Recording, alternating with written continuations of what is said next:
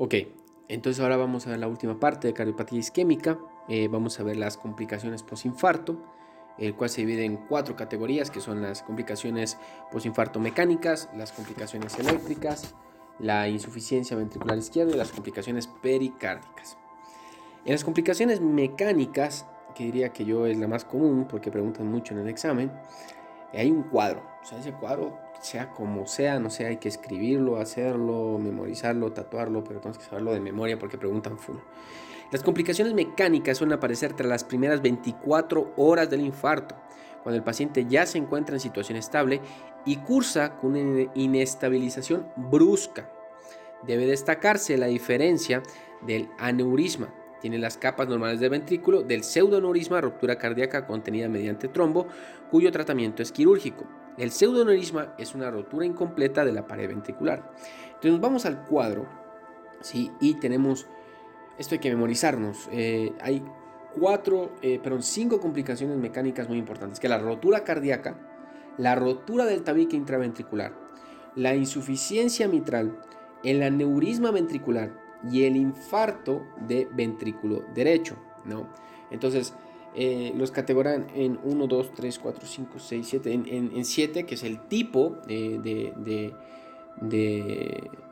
o sea, el tipo cómo sucede, qué tan frecuente es, en quiénes es más frecuente, cómo se diagnostica, cuál es la clínica, cuándo pasa y el tratamiento, ¿no?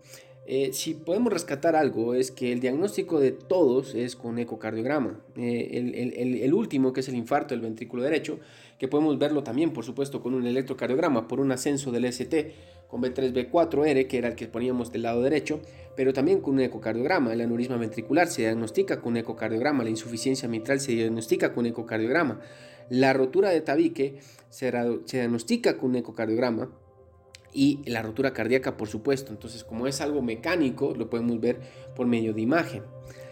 De ahí empezamos con los tipos. Bueno, el más frecuente, vamos con frecuencia, el más frecuente, al parecer, es la insuficiencia mitral, pero dentro de lo que es la insuficiencia mitral entre ellos, porque te dan unos porcentajes muy raros. Pero en ese está la insuficiencia mitral del tipo crónico isquémico, de ahí está el agudo isquémico y de ahí después el aguda por rotura musculopapilar.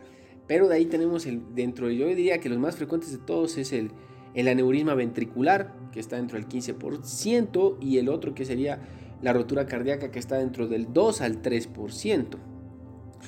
De ahí, en las personas que más frecuentes podemos ver la rotura cardíaca, que es mujeres y ancianos, y el infarto agudo de miocardio anterior, y el transmural en primer infarto agudo, pacientes hipertensos. En la rotura del tabique intraventricular, más frecuente el septo anterior, en el infarto agudo anterior, otra vez vemos ahí septo posterior en este caso. En el músculo, más frecuente es en el músculo de la insuficiencia mitral, el músculo papilar posterior, infarto agudo pequeño con fracción de eyección conservada.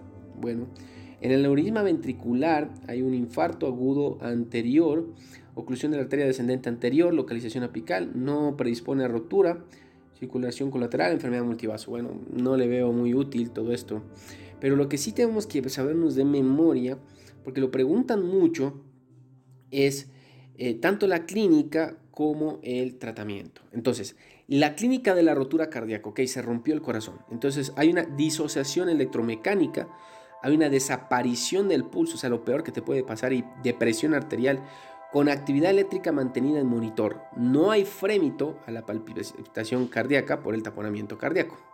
En la rotura de tabique intraverticular hay una insuficiencia cardíaca grave con aparición de un soplo pansistólico. En la insuficiencia mitral, en la aguda, en la que sucede por aguda isquémica funcional, la mayoría de infartos leves cursan con una insuficiencia cardíaca leve y un soplo de insuficiencia mitral.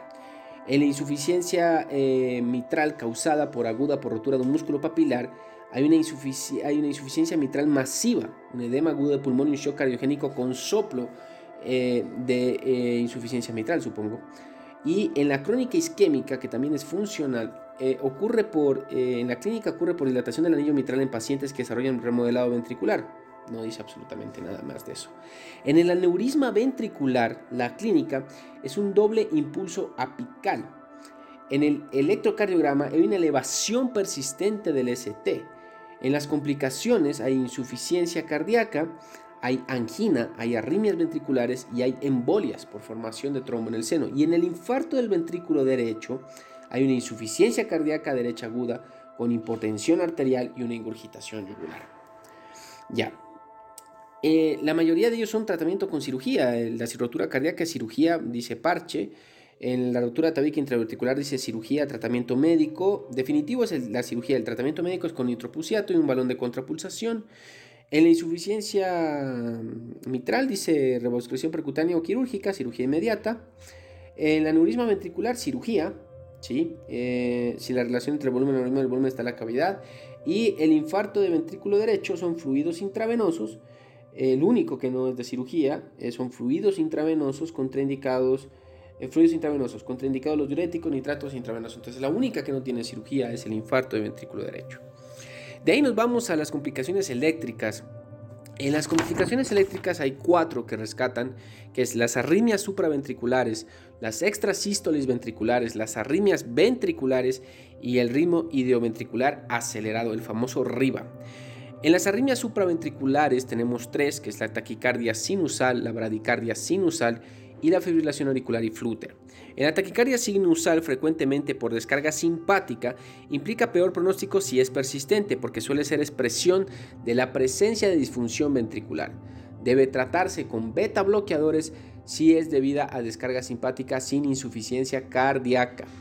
En la bradicardia sinusal solo es necesario tratarla si hay compromiso hemodinámico o extrasístoles ventriculares frecuentes.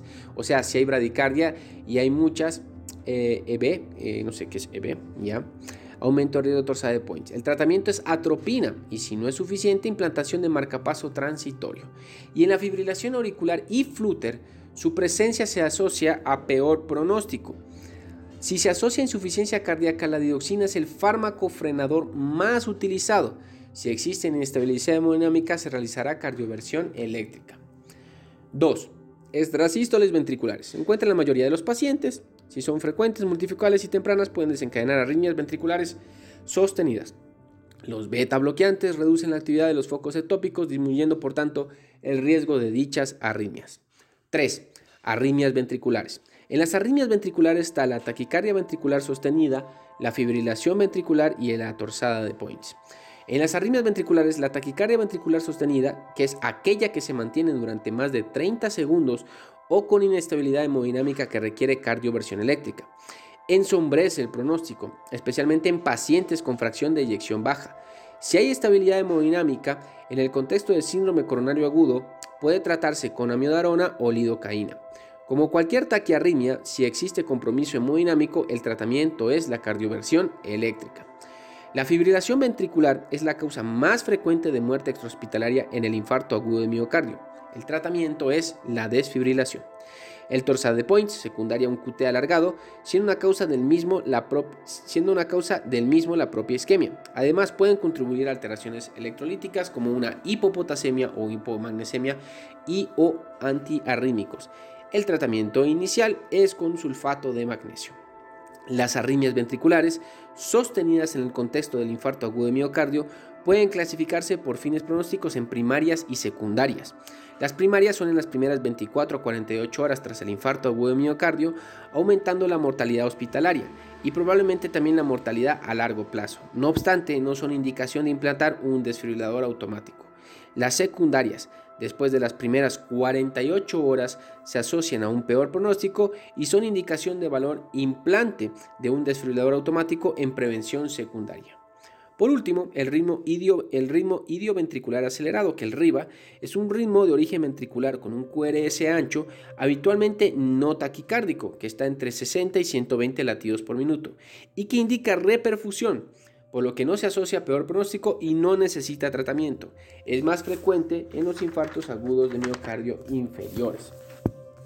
Tenemos bloqueos auriculoventriculares. Hay un cuadro que dice bloqueos auriculoventriculares completos en el infarto agudo de miocardio. Tenemos infarto agudo de miocardio inferior y el anterior. Tenemos la localización del bloqueo auriculoventricular. En el inferior es supraisiano, en el anterior es infraisiano. El ritmo de escape en el inferior es de 40 a 60, en el anterior es menor a 40. En el infarto agudo de miocardio inferior los predictores VAP1, MOVITS 1 y en el anterior es bloqueo de rama y MOVITS 2. En el inferior el QRS es estrecho, en el anterior es ancho. En el inferior la estabilidad del escape es estable, en el anterior es inestable. En el inferior la respuesta a tropina es en fase temprana, en el anterior no existe. En el inferior el pronóstico es bueno y en el anterior el pronóstico es peor. Bueno, entonces seguimos. Para terminar, tenemos en insuficiencia ventricular izquierda, hace referencia al fallo. Continuamos con insuficiencia ventricular izquierda. Hace referencia al fallo de la función miocárdica, con sintomatología congestiva inicialmente hasta el shock cardiogénico. Clínicamente se valora mediante la clasificación de Killip, una estimación más exacta mediante datos hemodinámicos obtenidos con la implantación de catéter Swan-Ganz es la clasificación de Forrester.